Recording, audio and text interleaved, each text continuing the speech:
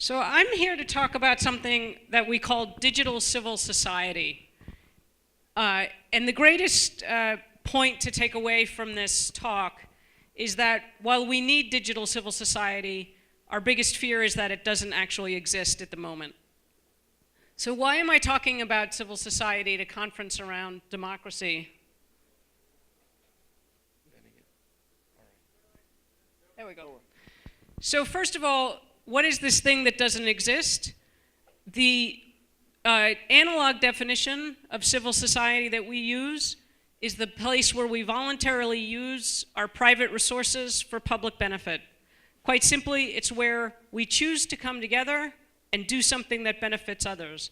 But all of this is now happening in the digital age. There's simply no escaping it. Either you're entirely digital or we're dependent on digital in ever increasing ways through our cell phones, through the internet, through the built-in remote sensors in our environment.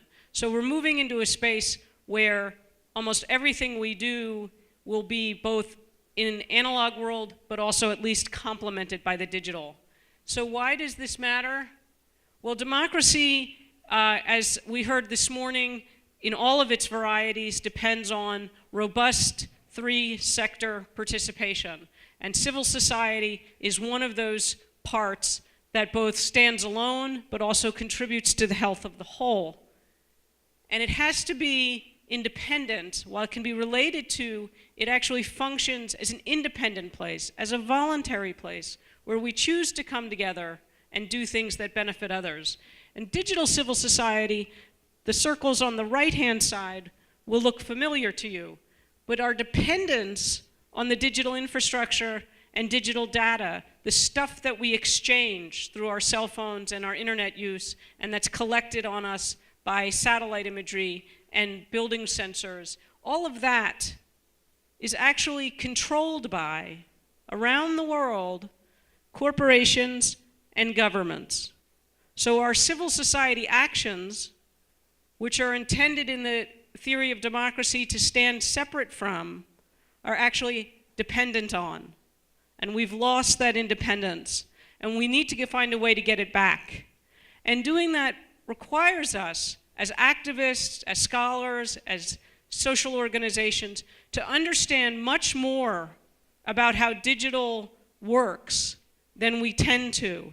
And I'm going to give you a very brief economics lecture now. First, I'm going to borrow Jamil's cell phone. He doesn't know this. So, this is Jamil's cell phone. Who has Jamil's cell phone? I do. Who doesn't have Jamil's cell phone? Everyone else. That's a rival and excludable economic good. It's just like money. Had he given me $1, I would have it and you would not. But who has Jamil's data? Everybody. Everybody has your data. The cell phone maker, the telecommunications provider, the app maker, you have your data, right? Yeah, I hope you do too. It's a very different economic resource. It doesn't work the way money does. And we need to understand that as we think about how to use it safely, ethically, and effectively to maintain that critical role of civil society where we as individuals can choose to make use of our own resources for public benefit. If we lose that, we face the possible fragility of democracy. And so we need to figure out how to create a space in digital environments where we can still act privately and independently. Now, here's a couple of ways that we're already surrounded by using digital infrastructure and tools without necessarily thinking about where then are we giving up that independence. So many social organizations in Brazil and around the world are already doing this. And the best ones, the ones who are truly working on behalf of vulnerable people and in that space of democracy, are doing it in ways that protect the people they're working for while taking advantage of the incredible capacity of digital tools. Very quick story, whoops. We face now a moment where there are both incredible benefits of digital technologies, and we've heard about some of them today, but there are also these risks. So very quick story about an organization that is trying to do what I call achieve the new social calculus. And that is a kind of calculus in which one kind of individual action achieves more than one single benefit. There's an organization called Crisis Text Line. It has made the most simple change in a long-standing type of social enterprise. It has taken the crisis counseling phenomenon, where you would make a call if you needed help, and it has switched it so that you can reach out for that help with text messages. That's because if anybody here has seen a teenager lately, you know that they don't do this. They only do this. So they needed to switch so that it would do text messaging. And in the course of doing that, they have shifted the entire system, because one text message exchange results both in helping the person who texted, but it also contributes to building a massive data set that captures real-time information about the mental health issues facing a community. And that data set is the potential second benefit.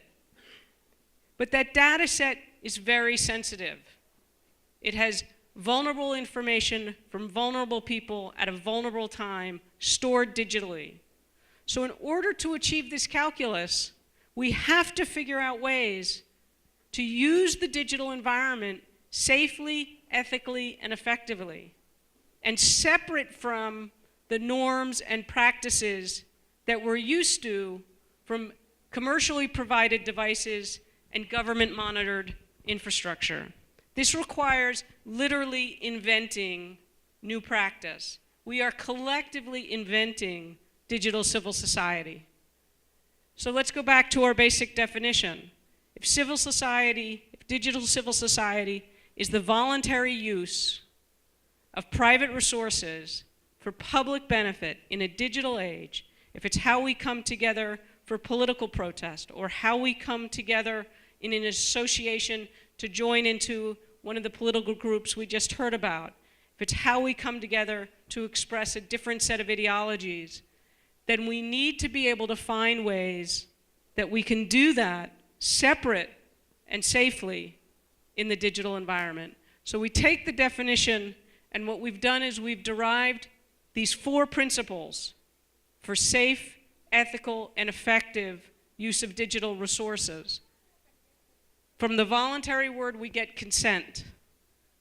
From the private, we get privacy. And from the digital age and the insistence on democratic roots, we come up with openness and pluralism. And all of these principles we've used to derive a set of practices and tools for social organizations to use as you design your programs. So you can go through each of these fairly quickly. If it is a voluntary action, we must get permission from those whose data we are using. If we respect their privacy, we have to respect that the data are theirs. They're not ours. We have to use people's data safely.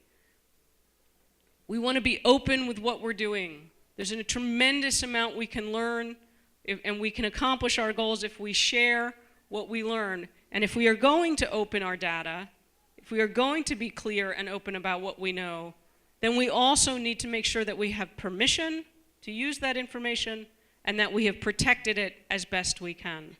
And most importantly, we need these systems to reflect the many voices and the many perspectives that keep a healthy democracy healthy.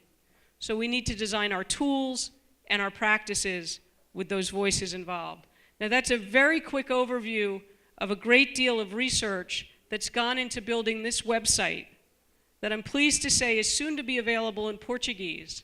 It is a set of free and open tools, policies, guidelines, case studies, all available for free reuse, about using the digital infrastructure safely, ethically, and effectively. At the moment, it's only available in English, but it will soon be available in Portuguese, and it is part of a worldwide effort that I'm very pleased to have had the opportunity here in Brazil to be working on, to make sure that as we try to strengthen democracies here in Brazil, back in the United States, and around the world, we are in fact building a civil society that continue to thrive and to stand alongside of our elected officials.